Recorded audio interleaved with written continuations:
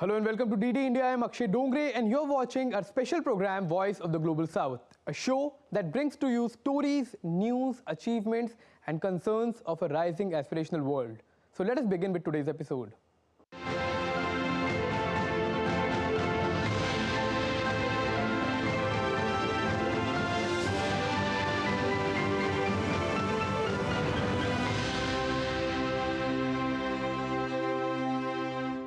Kenyan President Ruto met with Indian Prime Minister Narendra Modi on his official state visit. Bilateral talks were held in the capital New Delhi between the two leaders. The maritime neighbors have enhanced their defense relations and ties in multiple domains. Through joint initiatives, this partnership exemplifies the shared commitment of nations in the global south to foster sustainable development and collective progress. India and Kenya took their bilateral relations up several notches this week. The Kenyan President Samoei Ruto arrived in India on a three-day state visit at the invitation of the Indian President Draupadi Murmu. India during the visit made an announcement of extending a $250 million line of credit for modernization of agriculture in Kenya. Apart from this initiative, Prime Minister Narendra Modi said that both sides will carry out joint military exercises and will collaborate on counter-terrorism projects. पिछले लगभग एक दशक में हमने mission mode में Africa के साथ अपना सहयोग बढ़ाया है। मुझे विश्वास है कि राष्ट्रपति रूटो की यात्रा से हमारे द्विपक्षीय संबंधों के साथ साथ पूरे अफ्रीका महाद्वीप के साथ हमारे एंगेजमेंट को नया बल मिलेगा। Documents for 5 memoranda of understanding were exchanged in the presence of the leaders of both countries in the fields of sports, digital public infrastructure, education, cultural exchanges, green energy and agriculture. Key announcements were also made on enhancing maritime and defense cooperation. Hind महासागर से जुड़े हुए देशों के रूप में maritime security, piracy और drug trafficking हमारी साझा प्राथमिकता के विषय हैं। इस महत्वपूर्ण क्षेत्र में आपसी सहयोग को मजबूत करने के लिए हम मैरीटाइम कोऑपरेशन पर जॉइंट विजन स्टेटमेंट जारी कर रहे हैं। Kenyan President Samoei Ruto appreciated India's efforts in making the African Union a part of the G20 and bolstering the voice of the Global South. Because of Prime Minister Modi's engagement and championship, the African Union is now a member of the G20. I have also congratulated Prime Minister Modi for his leadership in the Global South. To improve trade between the two countries, Kenya has also expressed interest in trade using national currencies. During the three-day visit, the Kenyan president paid homage to Mahatma Gandhi at his Rajghat Memorial. He was also given a ceremonial reception by President of India Draupadi Murmu at Rashtrapati Bhavan, along with Prime Minister Modi, where he inspected a guard of honor. The visit by the Kenyan president has come at a time when India has been voicing the issues and concerns of the Global South. And the growing relations between the two countries is a testimony to the fact that the countries of the Global South are increasingly coming together for their mutual growth prospects. The entire world is suffering from global warming and its impact on the environment. To contain the adverse effects of the climate change, the world has converged at the 28th United Nations Climate Change Conference, also known as COP28, where calls have been given for phasing out of fossil fuel. However, the reality remains different for different parts of the world, and as Western nations are voicing to phase out the fossil fuels, several nations who are part of the Global South have in turn called for a more just solution. First, the developed world, which has historically produced, grown, developed using the fossil fuels, should walk the talk of phasing out, and the developing world, which is most impacted by the adverse impacts of the climate change, will follow.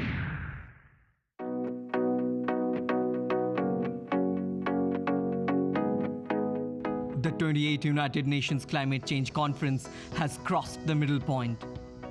As the impacts of climate change are more and more visible, the world is now looking at the COP28 with hopes of finding a viable solution for stopping the global warming.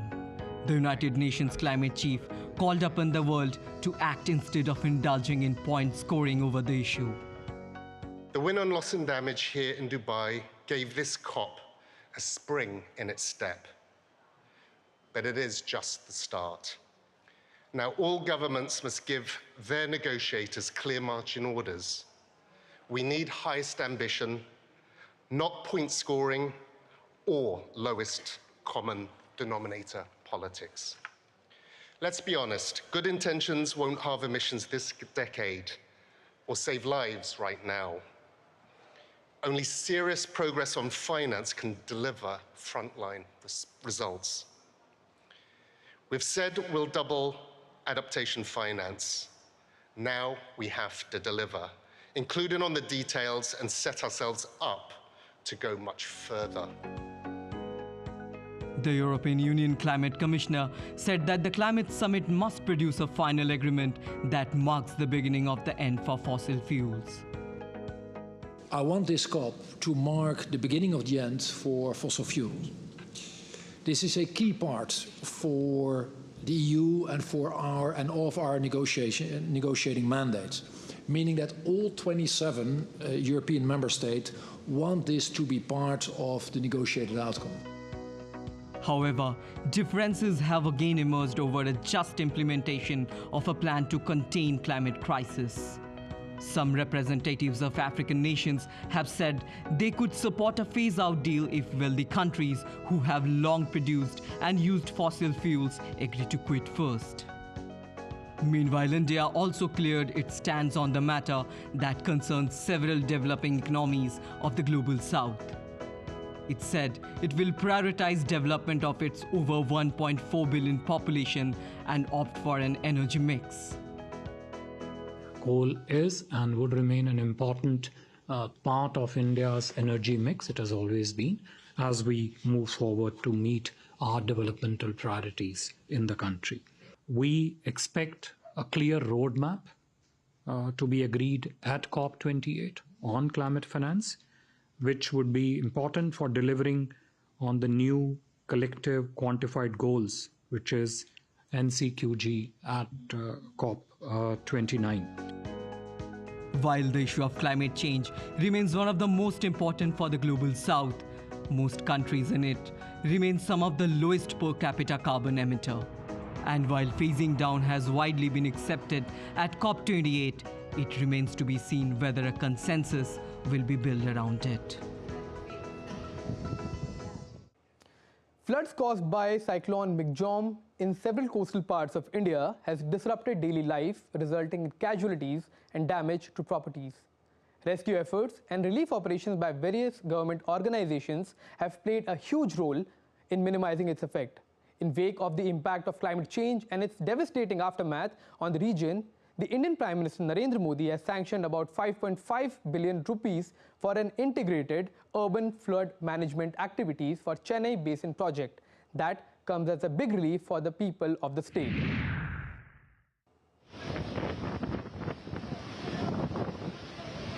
On December 4th, Cyclone Michaung hit Chennai, the capital of Indian southern state, Tamil Nadu, with winds up to 110 kilometers per hour that uprooted trees and damaged roads. Heavy rains resulted in flooding of roads, collapsed buildings and submerged vehicles. The cyclone that killed at least 13 people had left residents with no electricity and many stranded in floodwaters. We are living in Valacheri area. Here it is got full of flood. We are suffering last few days without power and without any basic essentials, and we are suffering a lot. Without water also we are living here. Still now we are you can see that no one came here to remove this water clogging, so we are suffering a lot. Soon after Cyclone Michaung made a landfall in the south coastal region of Andhra Pradesh on 5th December, the government began efforts and rescue operations as authorities evacuated more than 15,000 people to safety ahead of the landfall. More than 140 trains and 40 flights were cancelled in the state. Taking to social media site X, Indian Prime Minister Narendra Modi expressed condolences for the families of the lost ones. To help Chennai overcome the devastating aftermath, Prime Minister approved India's maiden urban flood mitigation project worth 561 crore rupees under National Disaster Mitigation Fund. On behalf of the Prime Minister, let me assure the people of Tamil Nadu that the Government of India is committed to their well-being.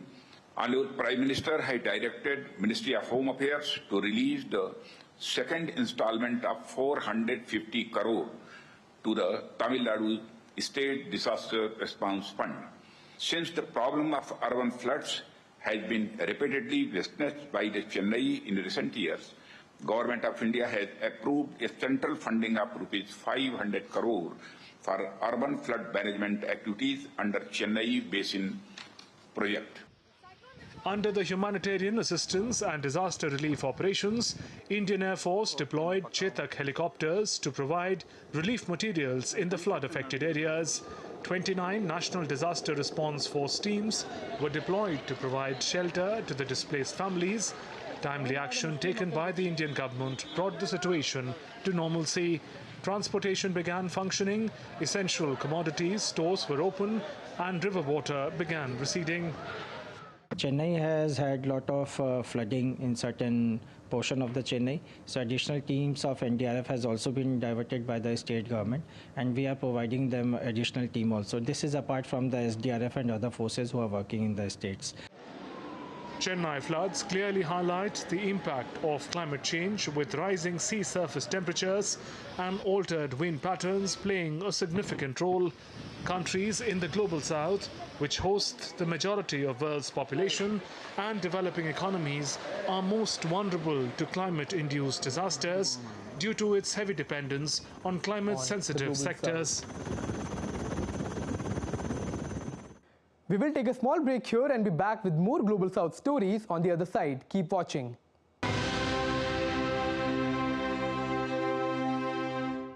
In a world that never stops, where information shapes our reality, one app stands out, helps you stay ahead of time. Introducing the DD India app, your gateway to a world of news right at your fingertips. Your most trusted source of news goes global, goes digital. Explore a world of options, top stories, live updates, in-depth analysis, and more. Stay informed wherever you are. Real-time alerts keep you ahead of the curve always. The DD India app, connecting you to the world one story at a time.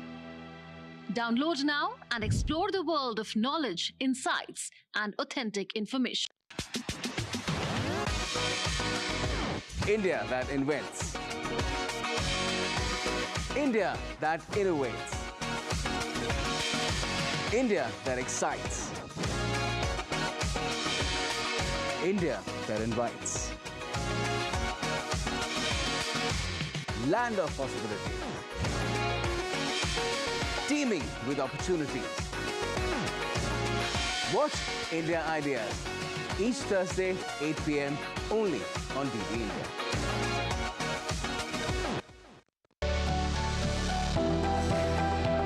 Turning crisis into opportunity, transforming ideas into action, stories of real change, tales of sustainable solution. This series is going to tell stories of such change makers. Watch Change Makers on DD India. Welcome back. You're watching DD India, and this is Voice of the Global South. Let's move on to our next story.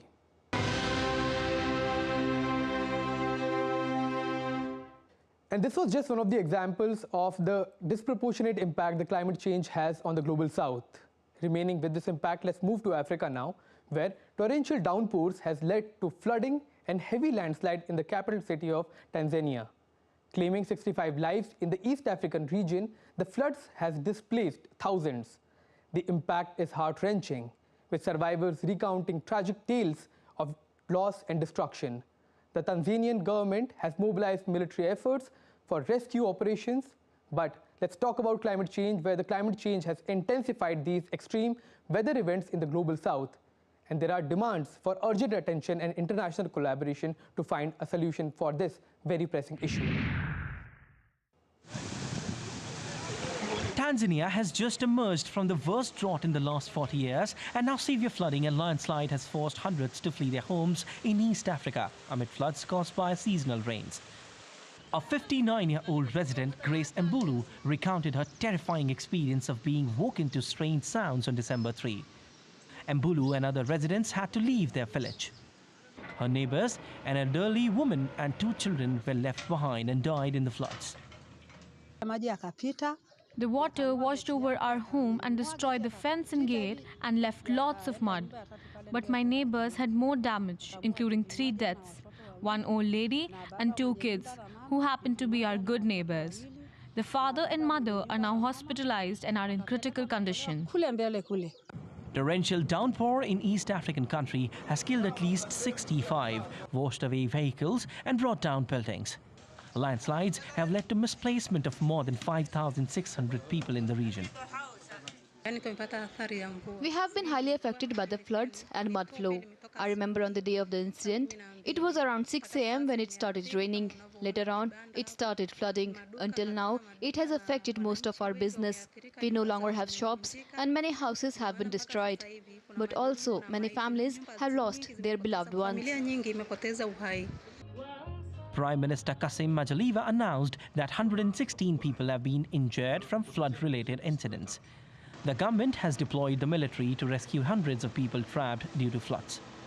The disaster has prompted Tanzanian President Samia Suluhu Hassan to shorten her trip to COP28 in Dubai to take control of the situation. I call upon my fellow Tanzanians to continue being patient, especially now, during this most difficult time. A disaster which has cost more than 63 lives of our fellow Tanzanians.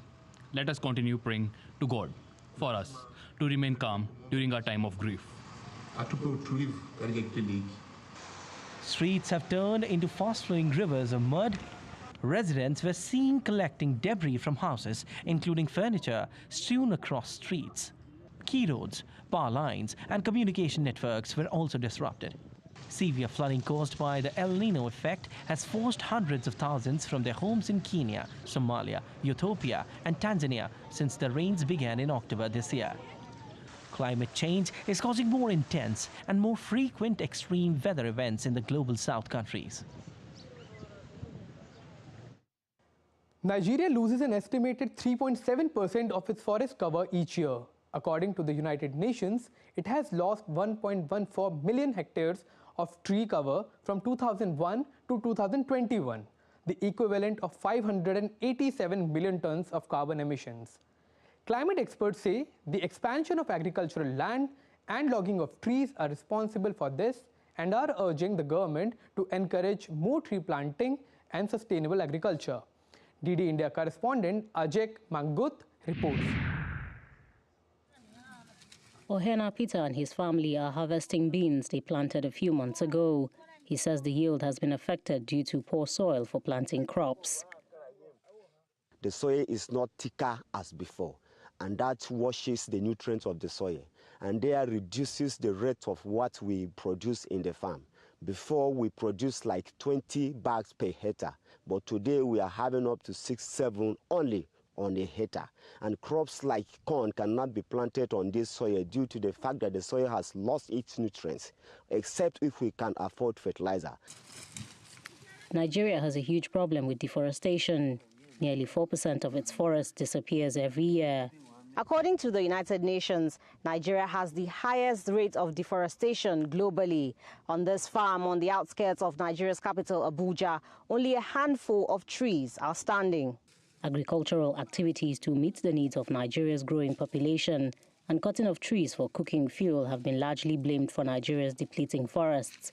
Experts say this has in turn impacted food production, as trees which should absorb carbon emissions and nourish the soil for crops to grow have decreased.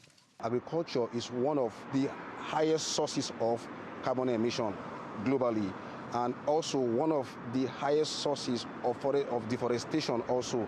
When the forest is not there to help nourish the soil becomes sterile. Are you not seeing now? So things like deforestation, so like desertification now, like we see in the Sahara area, you understand, starts popping up. In 2012, we saw flood that we are still yet to recover from. And just last year alone, we also witnessed another flood that claims over 630 lives. That's for human lives, right? Not to talk of the economic impact.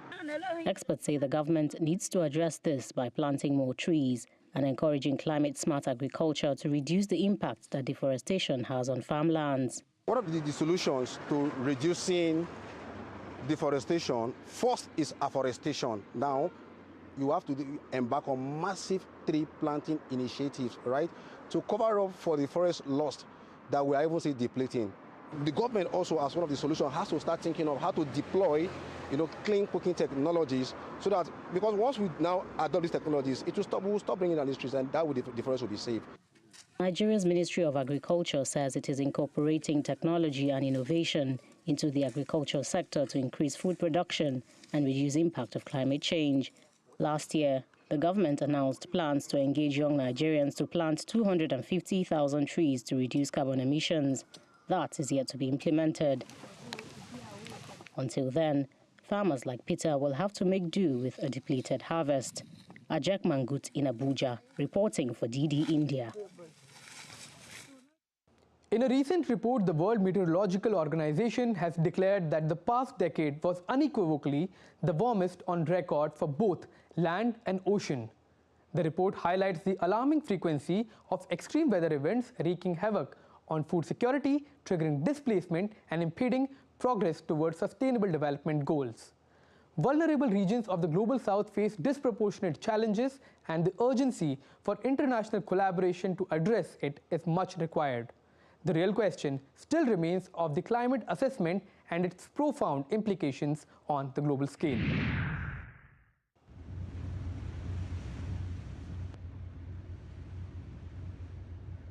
The 2011 to 2020 decade was the warmest decade on record, and each decade since 1990 has been warmer. According to the World Meteorological Department's report, which looks at warming over decades, not only was the last decade the warmest, but this trend will extend further into the current decade. We are now in El Nino cycle, and we just few days ago we have released 2023, a state of climate, and it's going to be the warmest year from the beginning of record. Before, the warmest was 2016, which belongs to the decade which I'm talking about, but now it's even warmer, it's 1.4. And this warming will continue because the concentration of the greenhouse gas in the atmosphere we already committed to continued warming for at least a couple of decades. The target set in the International Treaty on Climate during the Paris Climate Agreement, change of keeping long-term global warming within 1.5 degrees Celsius of the pre-industrial levels, is moving out of reach, with nations failing to set more ambitious goals despite months of record-breaking heat on land and sea. The WMO report says that continued rising concentrations of greenhouse gases fuel record land and ocean temperatures and turbocharged a dramatic acceleration in ice melt and sea level rise. The loss of glaciers and the loss of water resources which feed lots of population is one big concern, but it's not only the water supply, it's also the extreme events which come together with that. It's a breakage of glacier lakes, it's landslides which kill the people, and eventually it ends up in the ocean. Glaciers thin by around 1 meter per year in an unprecedented loss, which will result in long-term repercussions for multiple island nations and coastal areas. This serves as a stark reminder that immediate and substantial actions are needed in order to mitigate the impact of climate change and protect the planet and its inhabitants.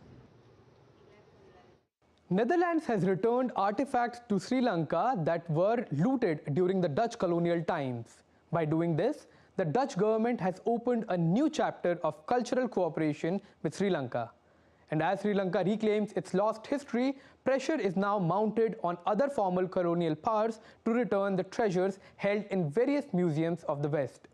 In the realm of cultural heritage, the restitution of stolen artifacts to their countries of origin emerges as a delicate matter.